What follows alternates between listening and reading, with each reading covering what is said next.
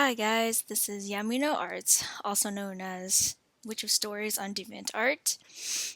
Today I'm going to be doing a Firealpaca program tutorial, and this is just gonna go by really fast because I'm not exactly an expert on Firealpaca yet, but I'm just gonna tell you what I know, so let's just jump right into it. So Firealpaca is a downloadable program, and if you guys want to look more about this information, it will be down in the description. So it supports Mac and Windows. It's free, so that's like yippee. So go ahead and download it. So we're gonna be jumping right into this, creating new pages. And so we have here is the standard, the in which you can do any illustrations, and we have the comic, which you can go professional, where you want to create your own manga, or you can go doujin, you can create fan art manga and whatever. And here's all these sizes that you can mess around with. And the yonkoma is the 4-panel manga, usually made for gag comic strips. You guys can play around with that. That's actually pretty good start for a beginner if you guys want, and it's pretty quick. So I'm just gonna go to standard and 500 and go color. So okay, so I want to start off with the windows arranging. As you can see, the color right here, the palette, the brush preview, brush control, and the brushes that you can mess around with here.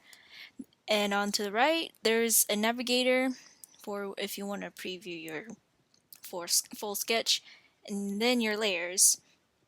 And you can arrange however you want with it, but I just like it the way I like how I arrange mine because I'm a lefty and I need all my tools on the left.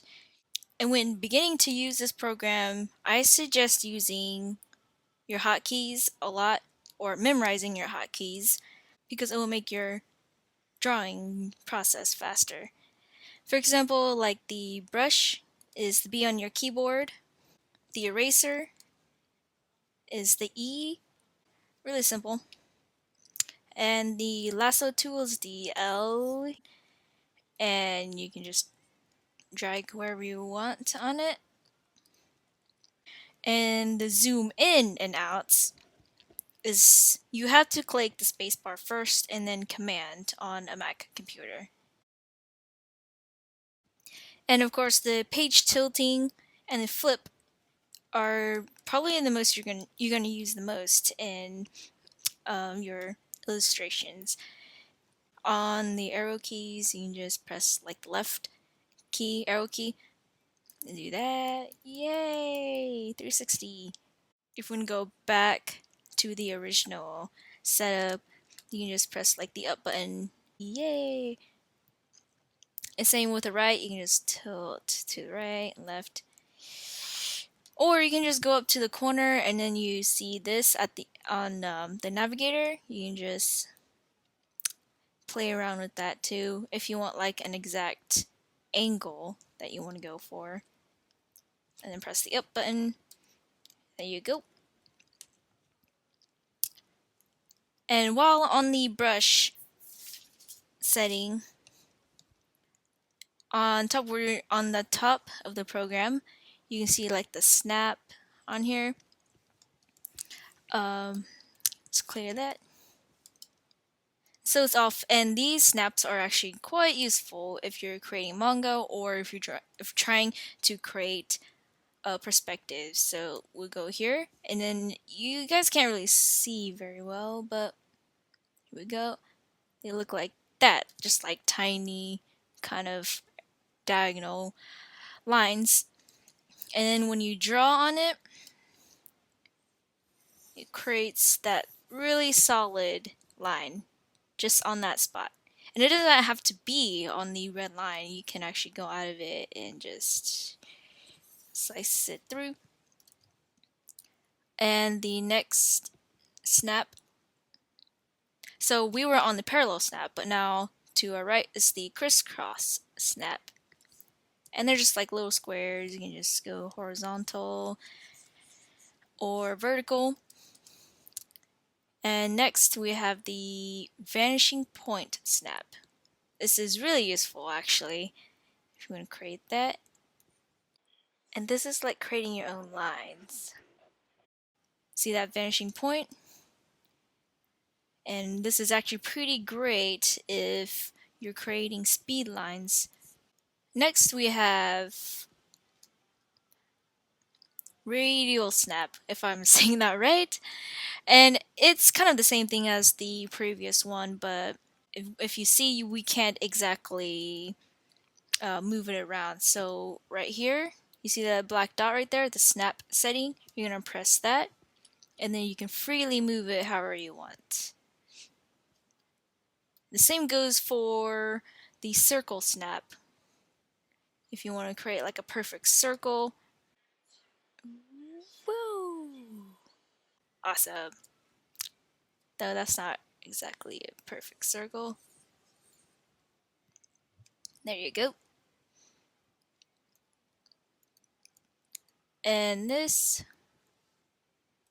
looks like I never really messed with this one, but double click and then you can move around and then, yeah, I have no idea what this does. Anyways, moving on. Recently they added the 3D perspective snap, and I haven't exactly messed with this one so far. I think they're still updating on this set on the snap, so I'm not gonna mess with that now. So clear layer. And now we're going to go over to the left and view some of these tools on the left side here. We've messed with the brush, we've messed with the eraser, and what is this called? The dot tool. And it gives you that 8-bit feeling. Let's go closer. So it's pretty different from the pen. And moving along, we have this where you can just move the layer around. And then we have the fill in tool. You can just draw. We can press and drag so you can create a square, rectangle, or if you're going for an ellipse to fill in, that's pretty easy too. And a polygon. Pretty simple. And the fill in bucket, we can just fill in there. And we have the gradient tool, which I'm actually pretty surprised this has a gradient tool. I haven't used this tool a lot, but maybe in the future I should. And then we have the select tool. It's almost the same as the lasso tool below it. Where you can actually draw and select it. But there are also specific area where you want to select. It becomes dark red on the comes like that. But if you don't want that spot, you can actually go to the tool below it so you can erase it, that selected area. But I hardly use like these tools, but if you guys want to explore it more, go ahead. Or unless if you want to make your process easier, you can select the magic wand tool and then you can select that. Next we have the text tool, which I find really useful when trying to put dialogue in your comic.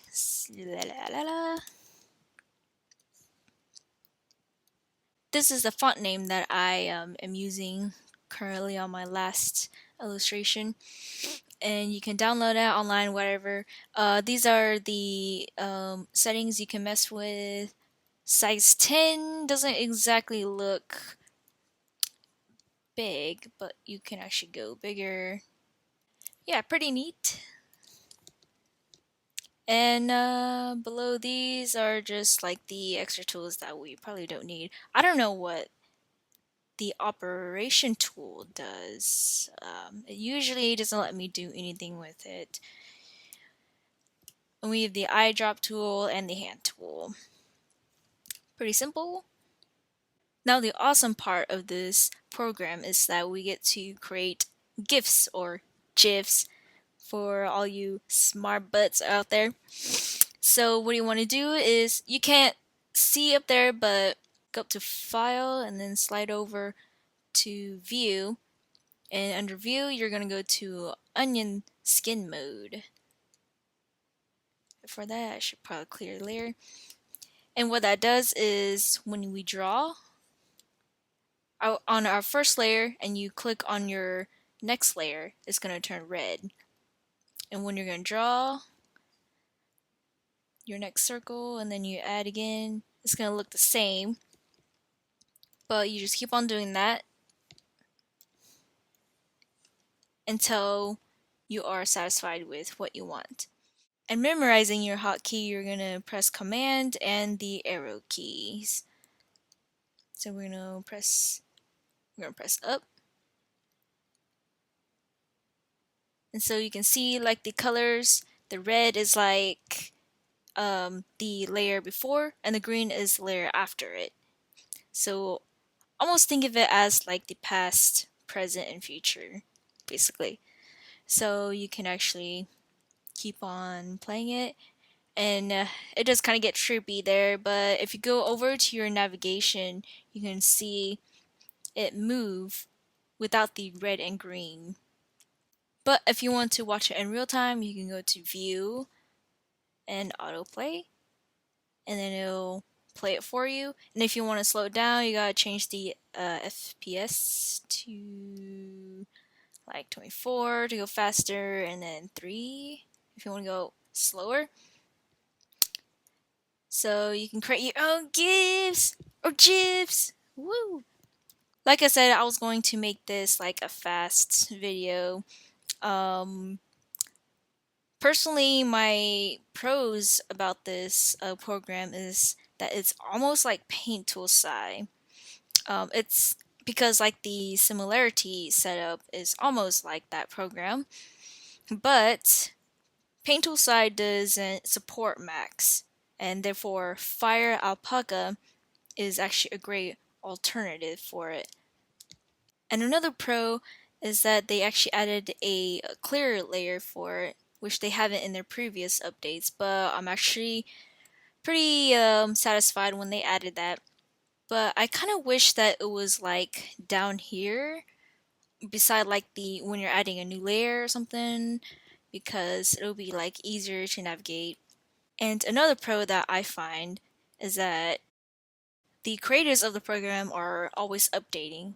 Probably about, I would say about once a week or so.